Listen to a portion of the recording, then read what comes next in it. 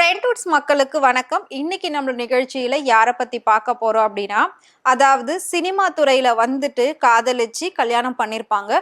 காதலிச்சு கல்யாணம் பண்ணதுக்கு அப்புறமா அவங்க அடுத்தடுத்து படங்கள் பண்ணும்போது வேற ஒரு நடிகை மேல ஈர்ப்பு வந்ததுனால முதல் மனைவியை கைவிட்ட நடிகர்கள் பத்தி தான் இப்ப நம்ம வந்து பார்க்க போறோம். இதுல டாப் லெவல்ல இருக்கக்கூடிய ஒரு சிலரை பத்தி மட்டும் தான் நம்ம பார்க்க போறோம். வாங்க பார்க்கலாம். அதாவது ஒரு பழமொழி சொல்லுவாங்கல்ல, இக்கரைக்கு அக்கறை பச்சை அப்படின்னு சொல்லுவாங்க. அது மட்டும் இல்லாம உள்ளதும் போச்சுடா நொல்லக்கண்ணா அப்படின்னு ஒண்ணு சொல்லுவாங்க. இன்னொன்னு சொல்லுவாங்க, அரசனை நம்பி புருஷனை கைவிட்ட கதை அப்படின்னு சொல்லுவாங்க.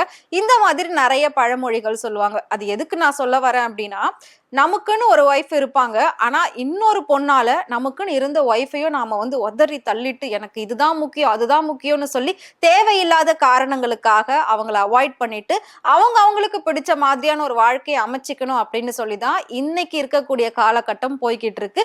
அதனாலதான் இன்னைக்கு நிறைய பேர் வந்து டிவோர்ஸ்க்காக போய் கியூல நின்றுட்டு இருக்காங்க கோர்ட்டுல. ஸோ அங்க வந்து இடமே இல்லை கப்புள்ஸ் நிக்கிறதுக்கு அப்படின்லாம் வந்து நிறைய நியூஸ் எல்லாம் வந்துட்டு இருக்கு. பட் உண்மையிலே அதெல்லாம் வந்து 90% உண்மையா தான் இருந்துட்டு இருக்கு. ஏன்னா இன்னைக்கு எல்லாருமே டிவோர்ஸ் நோக்கி தான் ஓடிக்கிட்டு இருக்காங்க. அதுக்கான ரீசன் என்ன அப்படின்னா, ஆப்ஷன்ஸ் சாய்ஸஸ் வந்துருச்சு அப்படின்ற மாதிரி தான். ஸோ அந்த வகையில நடிகர்களும் அதே மாதிரி தவறுகளை பண்ணியிருக்காங்க. அதுல இருக்கக்கூடிய ஒரு சில முக்கியமானவங்களை தான் இப்ப நம்ம பார்க்க போறோம். நம்ம கண்ணுக்கு தெரிஞ்சவங்கள தான் நம்ம வந்து பார்க்க போறோம். அதுல முதலாவதா நாம யாரை பத்தி பேச போறோம் அப்படின்னா, நடிகர் டான்ஸ் மாஸ்டர் பிரபுதேவா அவர்கள் தான். இவரு மிகப்பெரிய ஒரு டான்சர். நம்ம எல்லாருக்குமே தெரியும். நம்ம தமிழ்நாட்டுடைய, அதாவது இந்தியாவுடைய மைக்கேல் ஜாக்சன் அப்படின்னே சொல்லலாம். ஸோ இவரு பயங்கரமா டான்ஸ் பண்ணுவாரு. இவருக்கு எந்த அளவுக்கு டான்ஸ் பிடிக்குமோ, இவர் லவ் பண்ண பொண்ணுமே பாத்தீங்கன்னா மிகப்பெரிய ஒரு டான்சரா தான் இருந்திருக்காங்க. ஸோ ராம்லத் அவங்களோட பேரு. அவங்களும் ஒரு டான்சர். இவங்க ரெண்டு பேரை வந்து லவ் பண்ணி கல்யாணம் பண்ணிருக்காங்க. இந்த விஷயத்துக்கு ஆரம்பத்துல பிரபுதேவாவோட அப்பா எதிர்ப்பு தெரிவிச்சிருக்காரு. இருந்தாலும் பரவாயில்ல, நான் லவ் பண்ற பொண்ணு தான் கல்யாணம் பண்ணுவேன் அப்படின்னு சொல்லி ஒத்த கால்ல நின்று அவங்கள கல்யாணம் பண்ணியிருக்காரு. ஸோ அடுத்ததா பாத்தீங்கன்னா இவங்களுக்கு 3 ஆண் குழந்தைகள் இருக்காங்க. அது நம்ம எல்லாருக்குமே தெரியும். அதுல ஒரு குழந்தை வந்து கேன்சர்னால இறந்து போயிட்டாங்க ஒரு சில வருடங்களுக்கு முன்னாடி. அதுக்கப்புறம் பிரபுதேவா ரொம்பவே டல்லா இருந்தாரு. திரும்பவும் ஒரு கம்பேக் கொடுத்திருக்காரு. சோ இவங்களோட லைஃப் இவ்ளோ அழகா போய்கிட்டு இருந்துச்சு. அடுத்ததா பாத்தீங்கன்னா பிரபுதேவா டைரக்ஷன்ல இறங்கினாரு. ஸோ படத்தை வந்து டைரக்ட் பண்ண போறேன் அப்படின்னு சொல்லியிருந்தாரு. வில்லு அப்படிங்கிற ஒரு படம் வந்து டைரக்ட் பண்ணாரு. விஜய் வந்து ஹீரோ, நயன்தாரா ஹீரோயின். ஸோ அந்த படத்தை அப்பதான் பாத்தீங்கன்னா நயன்தாராவுக்கும் பிரபுதேவாவுக்கும் நடுவுல காதல் ஏற்பட்டிருக்கு. ஸோ நயன்தாராவை கல்யாணம் பண்ணிக்கணும் அப்படின்ற அந்த ஒரு இன்டென்ஷன்ல முதல் மனைவியை அவர் வந்துட்டு நிறைய பிரச்சனைகள் அப்படின்னு சொல்லி தள்ளி வைக்க ஆரம்பிச்சாரு. அடுத்து டிவோர்ஸே பண்ணிட்டாரு. ஸோ நயன்தாராவை கல்யாணமே பண்ணாம கொஞ்ச நாள் ஃபர்ஸ்ட் 2 பேர் லிவ் இன்லே இருந்திருக்காங்க. அப்படி இருக்கும்போது இவங்க 2 பேருக்குமே வந்து பாத்தீங்கன்னா கொஞ்ச நாளுக்கு மேல ஒத்து போகவே இல்லை. சோ இது எல்லாமே நமக்கு தெரிஞ்ச கதை தானே. எப்பவுமே லவ் அப்படின்னாலே அது கொஞ்ச நாள் தான் நல்லா இருக்கும். அதுக்கப்புறம் அது வேற மாதிரி மாறிடும். சோ இவங்க லிவ்இன்ல இருக்கும்போது எல்லா விஷயமும் இவங்களுக்கு வந்து கிடைச்சிருச்சு அப்படின்றதுனால அடுத்து மேரேஜ் லைஃப்குள்ள போற அளவுக்குலாம் இவங்களுக்கு வந்து மனசுக்குள்ள ஒண்ணுமே கிடையாது. சோ அதனால பிரிஞ்சிடலாம் அப்படின்னு சொல்லி பிரேக்கப் பண்ணி 2 பேரும் பிரிஞ்சுட்டாங்க. அடுத்து பிரபுதேவா வந்து முதல் மனைவியும் இல்லாம கல்யாணம் பண்ணிக்கிறேன்னு சொன்ன பொண்ணும் ஏமாத்திட்டு போயிடுச்சு அப்படின்ற ஒரு சோகத்திலே வந்து தனியா இருந்தாரு. அடுத்ததா என்ன பண்ணாரு அப்படின்னா, 3ஆவதா ஒரு பொண்ணை பார்த்து கல்யாணம் பண்ணி இப்ப அந்த பொண்ணுக்கு வந்து ஒரு பெண் குழந்தையும் இருக்கு. ஸோ இப்போ அவர் வந்து லைஃப்ல ஓரளவுக்கு அப்படியே ஹாப்பியா வந்து வாழ்ந்துட்டு இருக்காரு. என்னதான் இருந்தாலும் தப்பு பண்ணிட்டோம், அந்த தப்பு அவர் உணர்ந்திருக்காரு. அதனால இன்னைக்கு வரைக்குமே முதல் மனைவிக்கு தேவையான எல்லா விஷயமும், அந்த குழந்தைகளுக்கு தேவையான எல்லா விஷயமும் பிரபுதேவா தான் பாத்துக்கிறாரு. ஒரு இடத்துல கூட அவங்களோட முதல் மனைவி பிரபுதேவா விட்டு கொடுத்து பேசினதே கிடையாது. ஸோ இந்த மாதிரி ஒரு அண்டர்ஸ்டாண்டிங் இருக்கிற இடத்துல தேர்ட் பர்சன் போயிட்டு இப்படி பிரிச்சு ஒரு குடும்பத்தை இப்படி ஸ்பாயில் பண்றது சரியா அப்படின்னா அது கண்டிப்பா வந்து சரி கிடையாதுதான். சோ அடுத்ததா பாத்தீங்கன்னா கமல்ஹாசன் அவர்கள். கமல்ஹாசன் அவர்களை பத்தி சொல்லணும் அப்படின்னா, அவர் வந்து மிகப்பெரிய உச்சகட்ட புகழ் நடிகர். நம்ம எல்லாருக்குமே தெரியும். பயங்கரமா அட்வைஸ் எல்லாம் எல்லாருக்கும் கொடுப்பாரு. இவரு ஒரு காலகட்டத்துல யாரை காதலிச்சாரு அப்படின்றது நமக்கு தெரியும். ஒரு நடிகையை காதலிச்சாரு. சோ அவங்கள கல்யாணம் பண்ணியிருந்தா மேபி இன்னும் நல்லா இருந்திருப்பாரு அப்படின்னு நினைக்கிறோம். ஆனா அவர் வந்து அவரோட ராசிக்கு கல்யாண வாழ்க்கை அப்படிங்கிறது செட்டே ஆகாம போயிடுச்சு கடைசி வரைக்கும். சோ சிங்கிளா இருக்கிறது தான் நல்லது அப்படின்ற மாதிரி இன்னைக்கு வரைக்கும் அவர் வந்து சிங்கிளாவே இருந்துட்டு இருக்காரு. சோ முதல் அவர் வந்து வாணி கணபதி அப்படிங்கிற ஒரு நடிகையை வந்து காதலிச்சு கல்யாணம் பண்ணாரு. அடுத்தது பாத்தீங்கன்னா சரிகா அப்படின்ற ஒருத்தவங்களை காதலிச்சு கல்யாணம் பண்ணாரு. சோ காதலிச்சு கல்யாணம் பண்ணாரு. இருந்தாலும் இவங்க 2 பேர் கூடயுமே பாத்தீங்கன்னா அவர் வந்து ரொம்ப வருஷங்கள் சேர்ந்து வாழவே இல்லை. வாணி கணபதி வந்து குழந்தையை தள்ளி போட்டுக்கிட்டே இருந்திருக்காங்க. சோ அடுத்ததா சரிகா வந்து உடனே பிரெக்னென்ட்டும் ஆயிட்டாங்க. அதனால இவங்க 2 பேருக்கு தான் வந்து குழந்தை இருந்தது. சோ அதுக்கப்புறம் இவங்க கொஞ்சம் வருஷங்கள் மட்டும்தான் சேர்ந்து வாழ்ந்தாங்களே தவிர ரொம்ப வருஷம்லாம் சேர்ந்து வாழவே இல்லை. சோ அடுத்த அடுத்ததா பாத்தீங்கன்னா அவங்களும் டிவோர்ஸ் பண்ணிட்டு அவங்க வந்து கௌதமி கூட லிவின்ல இருந்தாரு. அடுத்து சிம்ரன் கூட எல்லாம் கிசு கிசு வச்சு பேசினாங்க. இந்த மாதிரி பல நடிகைகள் கூட பேசினாங்க. பட் கல்யாணம் அப்படின்னு பண்ணது பாத்தீங்கன்னா 2 பேரை தான் அவர் வந்து பண்ணியிருந்தாரு. அடுத்து இப்ப யாருமே இல்லாம சிங்கிளா இருக்காரு. சோ அடுத்ததா நம்ம பார்க்க போறது நம்ம எல்லாருக்குமே ரொம்ப பிடிச்ச ஒரு ஆக்டர்.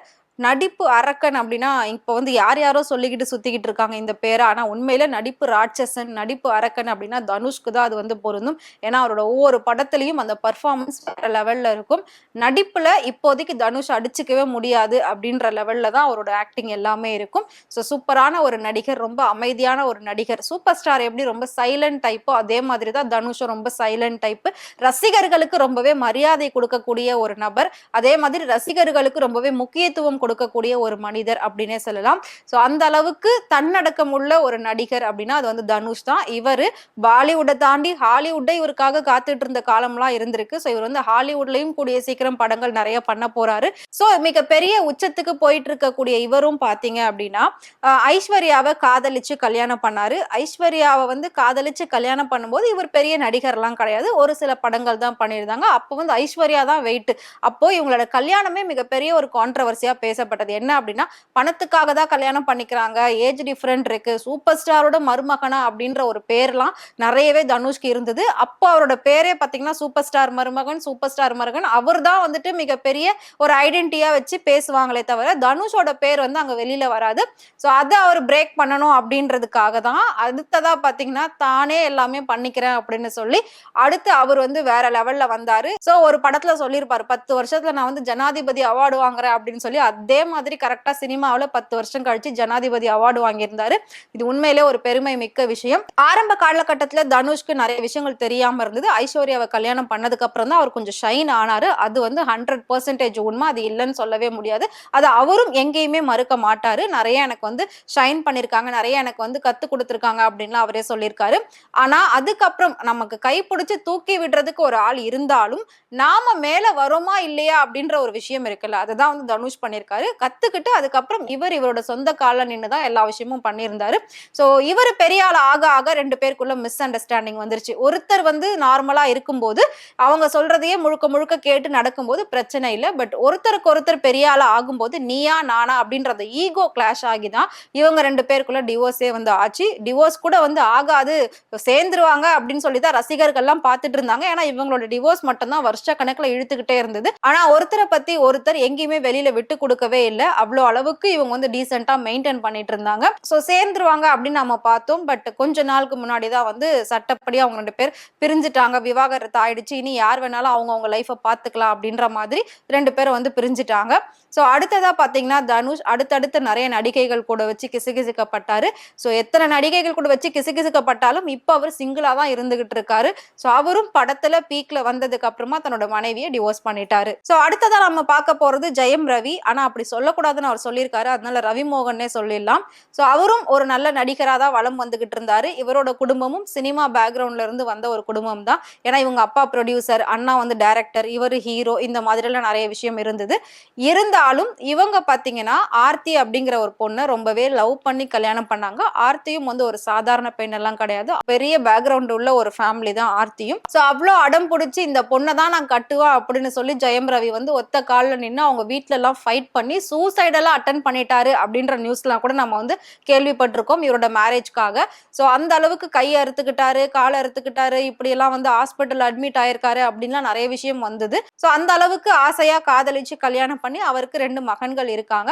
சோ இப்போ வந்து பாத்தீங்கன்னா அவரு தன்னோட ஒய்ஃபை பிரிஞ்சுட்டாரு. கேட்டா என்னை வந்து டார்ச்சர் பண்றாங்க, எனக்கு வந்து ஃப்ரீடம் இல்லை, என்னை ஃபுல் அண்ட் ஃபுல் அவங்க கண்ட்ரோல்ல வச்சுக்கிறாங்க, என்னை அவங்க டேக் ஓவர் பண்ணிக்கிறாங்க, எங்க அப்பா அம்மா கிட்ட பேசக்கூடாதுன்னு சொல்றாங்க. இந்த மாதிரி 2 பேர் சைட்ல இருந்து மாத்தி மாத்தி நிறைய பிரச்சனைகள் வந்து சொல்லிட்டு இருந்தாங்க. சோ ஃபைனலா அவர் வந்து வேற ஒரு பொண்ணோட போயிட்டு லிவின்ல இருந்து இப்ப அந்த பொண்ணை கல்யாணம் பண்ணிக்க போறாரு அப்படின்ற நியூஸ் எல்லாம் சொல்லிட்டு இருக்காங்க. பட் அவங்க ஆல்ரெடி வந்து மேரேஜ் மட்டும் தான் ஆகல, பட் ஹஸ்பண்ட் ஒய்ஃபா தான் எல்லா இடத்துக்குமே அவங்க வந்து டிராவல் பண்ணிட்டு இருக்காங்க.